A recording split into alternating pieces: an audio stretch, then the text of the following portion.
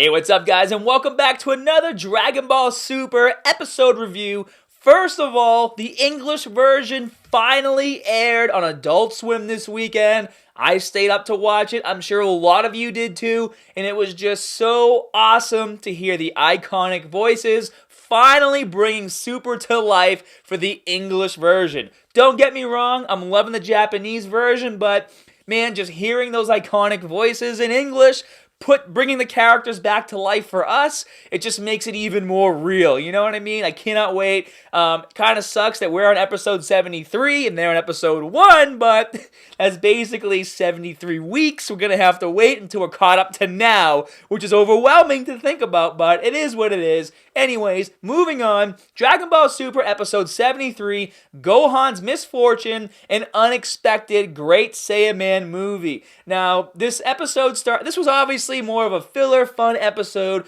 leading into Gohan becoming a man again. I guess we'll call it that, because let's just say he's been wimpy for a while now. We're all getting sick of Gohan being wimpy, and we've obviously caught sight of him for the Universal Survival Arc, where he's obviously looking badass. So now, obviously, there's going to be this transition period, and it looks like what Toriyama wants to do is have him basically get back into that feeling of being a superhero and feeling good helping people by bringing him back as as the Great Saiyaman, and then have that leading into him realizing that he needs to get strong to protect his family, and then probably leads to him starting to train even more. So episode starts off pretty funny. They reintroduced Jocko. We haven't seen him in a while, and he's just kind of sitting down and eating some ramen. And then obviously this prisoner that he had captured, Watagash, I believe the prisoner's name is. Let me check real quick. I wrote it down. Yeah, Watagash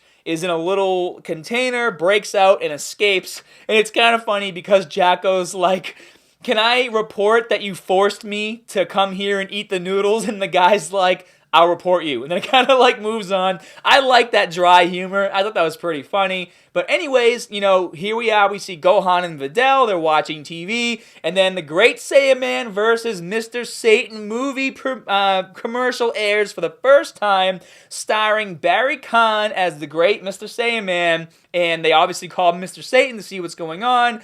And we realize there's a movie being made. And so Gohan and Videl go to the studio to check it out. And I'll tell you what, guys, there were, this was a filler episode, but there were some key moments in this episode that I really enjoyed. And the first one was when Barry basically kind of pushed Gohan off to the side and was trying to hit on Videl and was like, "Do you want my autograph?" And she basically turned him down. And then Gohan, being the nice guy that he is, he's like, "You could have got his autograph if you wanted to." And she's like, "You're way cooler than him," and just made Gohan feel like the center of her universe, which he is. And I just love that so much because, when guys try to one-up you, if you're a woman watching this, I'm sure you can understand too, but especially for guys, when another dude tries to one-up you in front of your chick, thinking they're all cool, and your chick shuts him down, this is the greatest feeling in the world, and I was so happy to see Videl do that. And it's funny too, because this guy has no idea that Gohan could throw him into outer space and kill him in 2 seconds. But anyways, moving on from there. So, it progresses to the point to where, there's a stuntman, because Barry, I guess, wanted to do all of his own stunts, which I thought was pretty cool, but they didn't want to risk an A-list actor getting hurt, so they had a stuntman doing things, and and we quickly start to see that Barry Kahn is basically an asshole, and he's trying to always make sure that he's the center of attention, and he's always just out to make everyone else look bad and make himself look good. And so there was a scene where the stunt guy was supposed to jump out of the way of this tank, and he's like, "Oh, you should jump over the tank instead," and the stunt guy freaks out, and then Gohan jumps in, and he's like, "I can do it." And Barry's like, "I can understand you want to do this for attention from women." And Videl's like, "You don't have to do it." And Gohan's like, "Well, he's kind of right." And she's like, "What do you mean?" And this was another part that I really liked. And Gohan's basically said, "I thought it would be really cool that when Pan grows up, she can watch this movie and see her dad in a movie." And and that just thought that was so cool for them to put in there. They're obviously showing how strong of a family unit they are, and how proud Videl is of Gohan, and how Gohan, wants to do fun, cool things for his family and create some memories for his daughter to see when she grows up. Like, I like those sentimental little things they throw in there, Call me old-fashioned. I thought it was cool.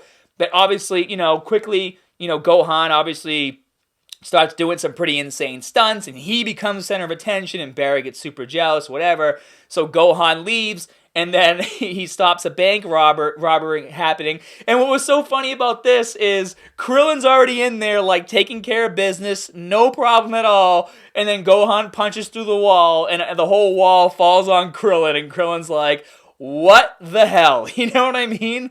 And then I thought it was really random that these two guys just happened to be two criminals that Videl and Gohan took out, like, what was it, 7 years ago? That's how long it's been. And the day they get out of prison is the day that Gohan puts the costume on again. You know what I mean? Like, that was a little cheesy, a little too much of a coincidence, but it was basically all put together to fast forward the story, obviously. So that's when Watagash is reintroduced and goes into the dude's body, and, as soon as his body gets taken over, he had that flower that came out of his head, and it looked like he had some fur, too. Like, he had some fur coming off of his shoulders. I don't know if you guys noticed that at all. I thought that was weird.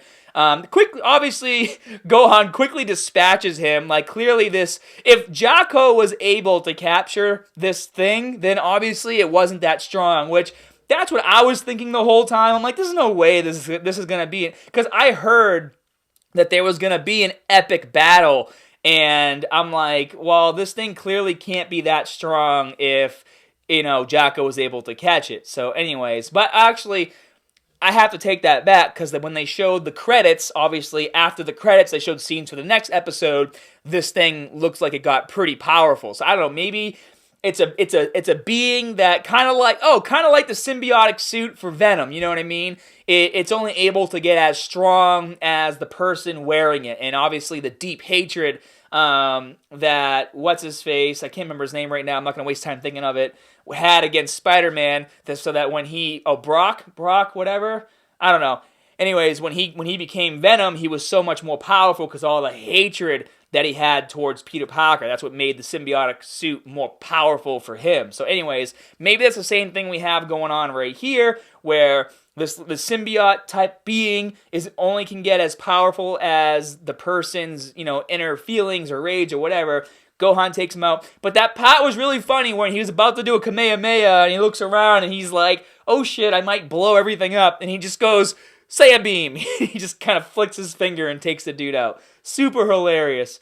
Anyways, gets back on set. Everyone thinks he's Saiyaman. Bulma saves his ass, and then the other actress in the show realizes that he's the great Saiyaman, and she's super cool, keeps it a secret, and then she asks him for a ride home to practice lines, where she reveals that she knows that he's the real great Saiyaman, and she just wanted to see what it was like to fly, which I thought was pretty cool. And then obviously the episode ends with Jocko in the sky saying that he knows that great Saiyaman is Watagash, which for me, like, that didn't really add up. Like, why would Jocko, if Jocko was sent on a mission to capture this thing, then he obviously knows what the being is capable of. He probably knows the thing is evil. It's going to start attacking people. He knows that if it's taking over someone's body, it's going to have that flower thing coming out of its head. And then he just automatically assumes that this being that's peacefully flying across the moon and carrying a woman is taken over by Watagash. Like, I just thought that was kind of dumb. A really stupid way to end the episode. And then we found out some new things about Jocko, that he's actually able to get a pretty sick gun on the front of his UFO, and then he controls it with his handgun, and he fires the beam. And obviously we know it's going to happen, because all that stuff, all those weapons, like, those are really weak weapons. Gohan's gonna dodge it, probably punch Jocko in the face and be like, hey, I'm Gohan, and then they start to find out what they're really up against, and Jocko will probably explain how imperative it is that they find this creature because of how powerful it can become, and then we'll really learn, how it works and how it's able to become super powerful, and the scenes we saw after the credits. So all that's to come next week, which I'm actually pretty excited about, because this means that Gohan is finally going to be put in the peril that he needs to be in order to realize he's weak and he has to start training again. I'm sure he's going to go Super Saiyan. Maybe he'll go Mystic if he can. I doubt he can right now. And this weak monster is going to beat the crap out of him. And I hope like Vegeta or someone shows up and like watches Gohan get his ass kicked and then takes it out like in one hit just to show how weak he is. Actually, thinking about it, it'll probably be Piccolo that shows up that helps him take out the monster. And then it'll probably be Piccolo that trains Gohan, which